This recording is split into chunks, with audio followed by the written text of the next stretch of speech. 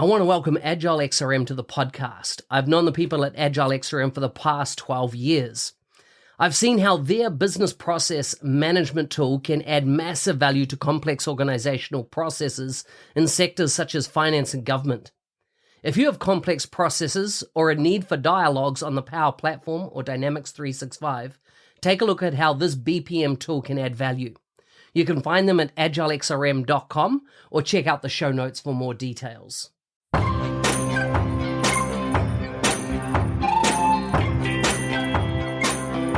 Welcome to the MVP Show. My intention is that you listen to the stories of these MVP guests and are inspired to become an MVP and bring value to the world through your skills. If you have not checked it out already, I do a YouTube series called How to Become an MVP. The link is in the show notes. With that, let's get on with the show. Today's guest is all the way from the United Kingdom. He is the low-code lead at ANS. He was first awarded as MVP in 2018, but lost it and went and worked for Microsoft, came back, and he's now an MVP again. Shows his quality content engagement with the community. He's a terrific thinker, a passionate problem solver, and a magical maker. He loves to explore the huge mountain of digital building bricks provided by Microsoft to create amazing solutions and solve real problems. Check out his link to his bio, social media feeds, etc. in the show notes for this episode. Welcome to the show, Chris. Mark, what's up? Thank you for having me. Mate, you sound like you're a bit under weather. I know you've just returned from another big event. Yeah, it's been a weird one, man. Like going, so I did. I think it was. I did Florida, France, Sweden, and then up and down the UK. So went up just into Manchester, and then came all the way back down into Southampton, and I did that in about 2.5 weeks. So yeah, it's been a bit nuts, man. But it's been good. But with cruising around, you pick up a bit of a lurg here and there. So yeah, I'm hoping the old immune system will sort me out. Yeah. And you would think, right, with the amount of alcohol consumed, that you'd disinfect your body to some degree. Oh man, I would think, but I think I probably just made it worse. Yeah, You'd think it'd make a good protection barrier, wouldn't you? I think my kidneys are just crying out to me, man. They're just saying to me, "Hey, you know what? No more. Like we have so much more to deal with than all of this." So yeah. I do have the immune system of a rattlesnake most of the time, but I think at this point, I just need a break. Fair enough. Tell us about. I love that your title is low code lead, because I feel it's very similar to what my daily life is all about. It's funny because both of us would have come from a more dynamics-based background, but really now fully embrace low code and the Power Platform. What does low code mean for you when you're engaging these days in the market? What are the kind of conversations that are typical that you're having? So I'm going to compare it, right? I think it's easier to do that. So when I was doing Dynamics, what would typically happen is somebody would say, "Hey, we want to do this thing and solve this problem," and a lot of the time the problem was a known problem. So, nobody went to the market in Dynamics and said, we don't really know what we want to do, but we want this stuff. It was very rare, which is interesting, right? And my friend Paul Comsey, he was telling me about this concept of wicked problems. And I love the idea, man. I think the dude is such a legend. And my mindset was always around, hey, solve the problems you know. I think in low code, it's different, right? So low code, you're not looking at always solving the problems you know, but you're looking for the wicked problem. You're looking to solve the problems you don't know and other people don't know, and actually unearthing those and generating efficiencies using tech as a baseline is actually really important. So the example I'll give you is I don't go into a company looking to build an app. I mean, I think it's Power Platform, not Power App form. So we're going to a business looking to solve operational efficiencies and save money and time, and using the Power Platform as a fundamental base. But it doesn't always mean tech. It means enabling people as well. So my job is not just focused on, hey, we've got some really good tech, use it to solve a problem. It's like, hey, how do we enable your workforce to solve problems using technology, and then driving that efficiency And it's, as I said, technology is just one of the baselines. It's about people enablement and also driving process. So that's what I found, man. It's a whole new way of thinking around how this all fits together, actually, which is really cool, I think. I like it. I like it. I'm already going to take a soundbite out of what you said and use it, which is it's not an app form, it's a platform. And yeah, so much, is tackled just from the Power App lens rather than the more broader five other apps in that landscape. And you're there to solve problems at the end of the day, and create, as you say, organizational efficiencies. I like it. I like it. Tell me about what's going on in the community. You've just done a big hackathon. How have hackathons, like I remember doing a hackathon with you in London. Heck, was that 2018? Might Yeah, be. your team came second, actually. You had that really top quality student that did the blood bank solution. That's right. That's right. Blood bank solution. And then, we've done them together in Atlanta in the US. But you've just come off the back of running another hackathon. Tell us about how has it changed since 2018 and running hacks then to what you're doing now? Is it fundamentally what are kind of like lessons learned? What's changed? What are you doing differently? Get better food. No, genuinely, we've gone through some lessons. So first of all, I'm super lucky to have somebody like Will Dorrington to work with to do these things, and Kyle Hill when he can. Um, but basically, in the beginning, we used to kind of shit ourselves a little bit more when doing these things because we over prepped and over planned, and we kind of didn't really let people do their thing. We were very ring fenced about the solution that we're trying to solve. And I think as we've done them more and more, we've realized that people need to have guidance, but not over too much governance when doing these, right? So the one we did now, it was crazy. We had about 130 people in the hall, which is really good. We had 27 teams. Obviously, the usual mayhem on the day was merging teams and things. But yeah, man, what we found is that people are hungry, right? And they're hungry to be taught and hungry to be enabled. And the community folks, the folks that are more experienced, are hungry to teach and hungry to enable. And I also think that hackathons allow people to explore things that they wouldn't normally do on their day to day. And I'll give you an example. One of my pals, Yannick. So Yannick is one of the MVPs. I think I'm not sure what country he's from, but he's part of Louise and Michael Roth and that crowd. And I was chatting to him during the session. He's like, "Hey, man, we didn't necessarily make the greatest thing, but I found all the gotchas with all the new cards functionality." So I was like, "Hey, man, that's actually very valuable." So he can go back to his customers now and say, "Here's what we learned," right? And normally that would be quite a difficult thing for him to do on a day to day. So it does drive exploration of new product, but also what I call hive mind enablement amongst people. Hmm. That's cool. Tell me, so what are the parameters now you're setting when you're saying you're not putting the governance on? In the past you would normally have we're doing a hack for good, or when we did it for that was the Atlanta one, which was around it was non for profits, right? That we did, it was around hacking for a solution for that. Are you? Do you still have a kind of here's our guiding light and or north star that you're aiming to solve um, when you run these events? Yeah, we do. So we tried both versions. So we tried the over governance version where we did one for roadside assist, and that was the first one, and that was too much. Like we didn't give people enough room to be inventive, and then we tried one without giving them really room, and people were just like, "Hey, man, what are we actually doing here?" So we've tried both ends of the spectrum, and we found a happy medium where what we do is we give them a theme. So this theme we did now was called "Keep It Moving." And they had to build solutions for the NHS effectively in the United Kingdom, the National Health Services, and that was around helping doctors and porters and things manage bedside assists and all that.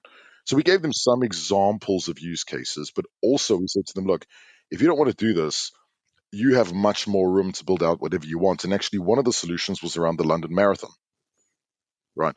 So we do set some guardrails and some governance, but not nearly what we were doing before. And also, we're not as loose about it as we were in a few of them. Like the one you did, the Hack for Good one, that was sort of where it started to come together from a use case perspective, where we were like, hey, you know what? We need to give 4 or 5 examples so people don't have to think. But if they do want to think, then we can, let them do whatever they want. Yeah. No, that's interesting. Are you constraining or recommending the technology they use? Is it still like Core Power Platform or Biz Apps tool sets? We say Microsoft. And the reason we do, right, is look, we don't mind if people explore stuff like Amazon and Salesforce and that. And we actually recommend if you want to go and build a Power Platform solution that connects to that, that's even cooler, right? Because you're leveraging data that you wouldn't normally use. But we're trying to get people to use the digital bricks available in the in the Power Platform and in the Microsoft cloud, right? So if you've got an M365 person that comes along and they're kick-ass, really great at Teams, go right ahead, use Teams, build it all in there. Um, yeah, but if we're trying to get people to use the Microsoft digital building bricks before they use AWS and stuff. But again, a surround is totally fine. Like, go ahead and use that data. Yeah. Yeah, I remember in that first event that we did, one of the guys on the team was from Google actually doing the hack. And so, he integrated Google Maps and things like that, which was like awesome. Tell me about what assets are you providing teams up front? Are you giving them like a whole bunch of, back in the day, you used to script all your environment so they'd have an Azure subscription, M365, that type of thing. Are you still doing that type of model? No, we can't do it anymore. The reason is because the hacks have gotten so big. I mean, in the first one, we had 40 people, so it was pretty easy to do that. Spinning up trial tenants. And dude, I've been in trial jail for years. Like, I just can't get out of it, man. So what we do is we create what you call team leads. So we enable the team leads to run their teams. And actually, it's really good to do that because it takes pressure off Will, Carl, and I. But also, we give them a set of rules. So we're like, hey, team leads, these are the 5 things you need to be doing. And on the day, they would have spun up their own tenant. They would have made their own users. They can manage their team the way that they want to. And the reason I quite like doing that is also because it starts, giving people they wouldn't necessarily have the opportunity to lead that opportunity. And we found, man, like we're also starting to move people around the hacks quite a lot. So we'll find, say as an example, I'm going to use Mike Hartley because he's been with us Yep, from literally good day one. example. Yeah. So he was a team lead. He's been a participant. The guy's been a judge. He's been a pre-judge. He's been a speaker. He's literally done everything you can possibly do. So what we're going to start doing with him is getting him more involved and like helping organize and stuff because he knows this stuff so well, you know. So we're trying to shift people around. And as an example, Mark, you've been team lead twice, and I think you've also judged. I can't, Judged, yeah, yeah, yeah, and prejudged yeah, yeah. So ultimately, because we did two online events, right, as yes, well. yes, yes, yes, yes. So ultimately, you've also moved around the stack with us quite a bit, and it's quite cool to build the hack family out quite a lot. That's what we find is becoming quite fun. Yeah. Have you heard that Microsoft are doing them with clients? Yep, I have. Have you been involved in one of those? When I was at Microsoft, I did a couple. Um, Were they different, way yeah, different than the community type yeah, hacks? very much so, man. I find them more formal because there are a lot of GDPR rules that Microsoft have to obey and things that they have to do. And also remember, there's an expectancy. I'm gonna use an example here. There's an expectancy when you walk into an organization that there's a level of ex professionalism. And actually, what I found was that I was quite a lot more contained. But then when we've done the community hacks, it's our community. We build this. This is not a formal event. People are there because they're volunteers, not getting paid for it. Totally, Yeah. So totally. we found those a lot more fun. I mean, I'm not saying the Microsoft ones aren't fun. They are. But when we get to kind of throw paint at the wall and hope it sticks a little bit more, I found those a lot more creatively invigorating, so to speak. That's cool. I like it. I like it. What, and I don't know, you don't have to name names or anything. What do you think has been the best um, outcome of a hackathon? Like, of all of them, like, is there one particular solution that you're like, shit, that's just next level? Or, what kind of jumps to mind when I ask that? I've seen some interesting things now.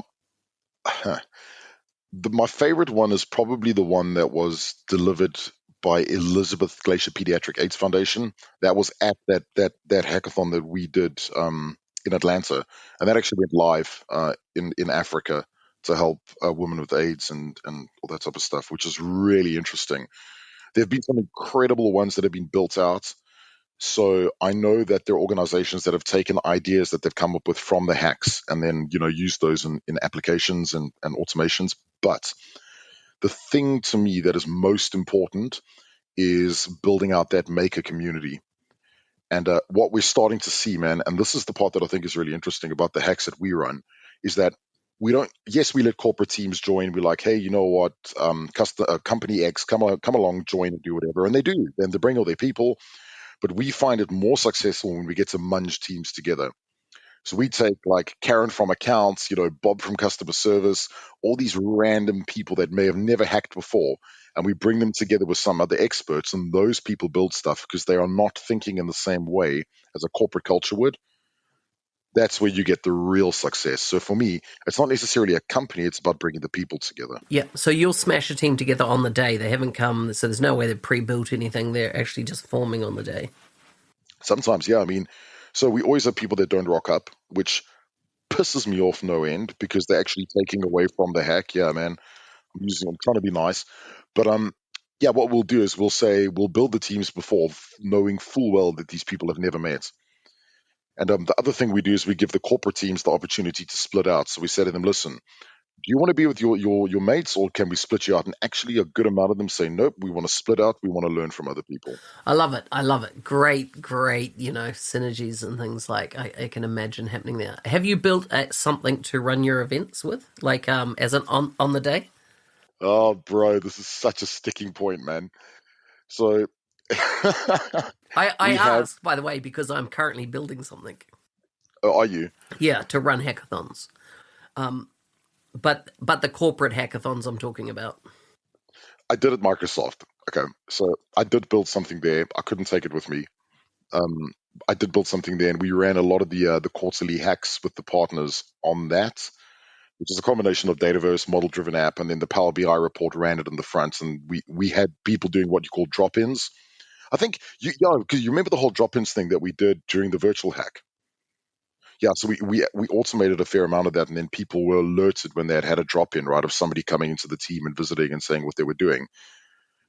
Will and I have probably built about 4 different versions of it, and we've just never finished. So, hey, man, good on you for creating something because it's not easy. So I just want to create something that would scale when you go and do it for a particular company, because those are the use cases that I'm coming across. So, I can't mention names of big brands that you come and you have to run a global hack for, and there's like all this logistical stuff like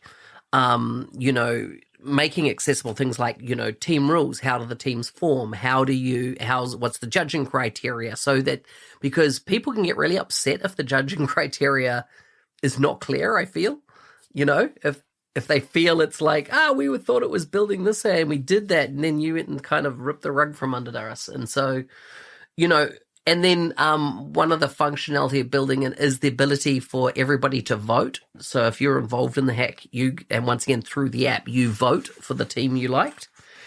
So those are kind of just some of the things I've got one of my grads working on building it out at the moment. That's actually very cool. I love the idea of voting because it puts the power in the hands of the people attending. And the rule is you can't vote for your team, but you can fire up votes for anyone else. Yeah, and this way everybody feels like there's no biasness coming from the essence. So this removes the judging kind of piece, but then there's going to be 2 tiers. There's going to be like you vote for the shortlist, and then let's say that there's 3 teams, and then the judge. So here we talked about prejudging and then judging. So it's kind of like you let the people become the prejudges through a voting mechanism. Once again, all self-contained in the app, so it's only around that event. Only if you're there can you do it, can you engage, that type of thing. And then on the day, and you can still have your judging panel, because I found in companies, the judging panel often wants to be made up of people that are maybe going to fund the actual project getting, taken into production after the hack. And so they want to have skin in the game and make that decision at that point. So I love that idea. I think the voting thing we've done before. I don't know why we didn't do it again this time. Man, we had 10 prejudges at this hack. They were wondering around. Yeah, we MasterChef them. So in MasterChef where you've got like Gordon and all his mates walking around tasting everyone's food. So that's what they did. They tasted everyone's apps or solutions, and then they had to pick three each. Yeah, so we only had 6 presentations at the end of the day. It worked pretty well, I think. Yeah. Yeah, because that's the crazy thing too, is when presentations, like you have so many of them, and getting a concise story and stuff. That's cool, man. I love it. I love it. Tell me, I know you're shifting jobs and stuff. How are you finding the career landscape, and newcomers coming into the whole BizApp arena? What's your perception of it all? We have a very serious problem on our hands. And what I think that problem is that we have partners too busy nicking each other's staff and then overinflating salaries. So, like a junior consultant can get paid an exorbitant amount of money, and then it ends up me doing the work or you doing the work, right? So that's a problem, and it's a big one. And I think no, this will never get fixed until partners actually figure out that nicking each other's staff and overinflating salaries is not helping anyone here, and we have to do this together. The other thing I've discovered is that people say they've got these grad programs and they say they want to bring grads on board, but then they do and then do nothing with them. And I'm like, guys, you have got some of the most intelligent people in the world here. Just enable them. And and actually, what I'm doing is I'm working with a mate now. So I study planetary sciences, right? So yeah, one of the dudes I'm working with, his name is Louis. He's a dude from Cyprus, man. He's so clever. He's brilliant. He smashed his A levels out like in 9 months or something. Yeah. He spoke in the UN Parliament when he was 15. So he's 18 years old now.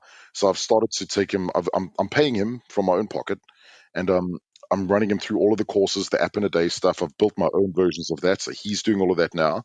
And then I'm giving him what you call free builds. So a free build is I give him some data, and I'm like, mate, come up with something kick ass. And so he's busy with that at the moment. And what I want to do is I want to bring that through to other folks, and not just necessarily graduates, but other people. So I'm taking on another guy called Paolo, probably in the next couple of months. I'm going to do the same thing with him. And then, yeah, we want to bring that into the corporate world, right? So get people to understand that, dude, get people ready, give them stuff to do, but then give them real projects. Stop saying, hey, we've got a grad scheme, and they're not doing anything with it. Because that, man, you can hear, I think that actually irritates me more than anything in the world. So the crazy thing, like I've taken 5 grads on this year, and and you know how I've done the 90-day mentoring challenge for the last 5 years. I actually delivered it for the last time this year, because now going back to corporate world, and I did about 800 people through that program over the 5 years, and so I've now gone to a model of. I'm now, reinvented it for inside the corporate environment that I'm in now. And the crazy thing is, these guys, what they can produce is just mind blowing, as in how they can, I take them out client site, they listen to clients' requirements in the afternoon, they're returning a solution that's just like freaking awesome. And and that's the thing is that, and so then the other model I have them all teach within 3 months of joining. They all start teaching app in a day. They all start teaching RPA in a day. They all start teaching virtual agents in a day and dashboard in a day. And it really gets them to butt up against real world challenges all the time, because that means every 2 weeks they're teaching a course. And so they are getting really good really quickly, like phenomenal. And that's the thing. I know that there's no sense in attacking other, taking talent from other partners. And the other thing, and this is probably an inspiration from Joel Lindstrom that I've really taken on board, I am increasingly concerned about model-driven out developers that have come from only a model-driven world in their ability to actually create in Canvas. And most apps that you're going to build for an organization, when you're considering platform play, where you're going to go in and there's going to be 1,000 apps built on the platform. Yes. And the thing is, no matter how hard I try, I can't seem to get model-driven folks to go on the Canvas journey. But if I start people on Canvas from day one, like associates, grads coming in, it's a totally different game. Yeah, because you know what, I hate to say it, man, and I don't care what anyone says, Canvas is way more complex than model driven. Massively so, as in because you have full control of the user experience, which in model driven, it's all prescribed. So you don't have to think about it. And when you have to think about user experience on purpose in designing something, you can create some amazing stuff. And you have a new respect for model driven, absolutely, because I'm not throwing the baby out with the bathwater here, you know. But it's pretty phenomenal when someone looks at your app and it's been, the front end's been designed by a graphic designer or a UI expert or a user experience expert. And then you look at a model-driven person who creates the exact same functionality, and you're just like, mate, I'll have the graphic designer's version any day. Thank Oh, you. proper, man, proper. The other thing is that I don't know. This may sound random, but so when I used to write code in with Borland, so I used to use a tool called Delphi 5, right? And it was all against the object, like proper object-driven or programming, and like it was all against writing it forms-based solutions so it looked kick-ass. And I'm not kidding, man. When I opened up Canvas apps and I started writing up against the objects again and like events-driven stuff, I actually really loved it. But look, I'm still never going to give up the Dataverse side. For me, that's where it's at, is Canvas and Dataverse with model driven as an admin support solution and a what I call mid tier operations. Yeah, dude, think about the amount of opportunity in this. Like, okay, so this is what I was saying to somebody the other day. In model driven, you had to think a certain way. So you're driven to think around like relational data structures and process, relational data structures and process. So you actually start losing that kind of creative edge in your brain where you're pushed to think about UX. So as much as I do love model driven apps, and I do, man, I'm building one literally as we speak. The thing that I can't wrap my mind around is that in model driven, sure, I've got my forms, I've got my UX, I'm led there, but actually in Canvas, that's where I think that it's like a perfect symphony between logic and creativity. But no one person can build a Canvas app. That's No, the thing. that's it. It's a team. It's a village. It's a fusion team, right? And it's here's the other thing I find very interesting: going into customers that have built their first big app and it's been amazing, and I'm talking about like over 20,000 seats deployed in an organization, and then they decide they're going to build an app catalog, an app backlog, and they're going to scale, yet they won't touch citizen developers. Or, and the crazy thing is, the first apps that they produced were produced by citizen developers. That was massively successful. That's what blows my mind. They want to go, no, we need to hire someone with 10 years experience and blah, blah, blah. And it's like, oh my gosh, you're missing the point. Like, you've got all this internal talent that if you took on a journey, you would open up amazing, capabilities, because these people are at the coalface every day of your organization. It's the fear though, man. It's the fear that everyone's. My favorite saying. I learned this in an astrobiology lecture recently, right? Like, and I will bring it back to this, but in Power Platform, people are going to make, right? Like you actually cannot turn it off, or when you do, it's very hard to turn it off. It's not something that even if you don't have a license, you can still make a Canvas app, right? That's the crazy part. Anyone can go to makethepowerapps.com, get access to defaults, and build an app, right? And I say to organizations, absence of evidence is not the same thing as evidence of absence, right? So the problem is that what organizations freak out about is the fact that they can't see what's happening. And a lot of the time they can't, man. So what I figured out in enabling the citizen dev drive is actually to show them, eliminate the fear by practically giving them real world examples of what happens when you do proactively not lock the stuff down, but set up the right guardrails. And I mean, it starts with silly stuff like data loss prevention. Just if you don't have access to data, who cares how many apps you make? Nobody gives a damn. So that's what we do, man. It's the whole, I don't like the word governance, but in this scenario, we'll use it as the concept of the governance piece and giving people that safe space. And unfortunately, we have to prove to IT that we're not here to, set fire to everything. Yeah, yeah. Man, you just started a topic that I want to drill into, but we're well over time. No, I'm sorry. And so we'll wrap it up there. But I think that we might need to do some, and I'll move podcast over to the Power Platform show, because I feel like in the next 12 months, I really want to spend on the Power Platform show unpacking, scaling the platform inside organizations. So getting folks on that have done it, that have built their teams of makers, and really unpack that. And it's interesting what you say about governance and why you don't like it, but even unpacking that, because the amount of customers you go into that think they've done governance and it's just a shambles. Oh, bro, it's a shambles. It's like I installed the COE starter kit, so I'm sorted. You're not really. You're not even 1% there. Yeah. So that's a topic for another day. Anyhow, man, good talking to you. Thanks for coming on the show, and good to see you back as an MVP. Yeah, thanks, buddy. I appreciate it, man. I'm gonna cause some trouble.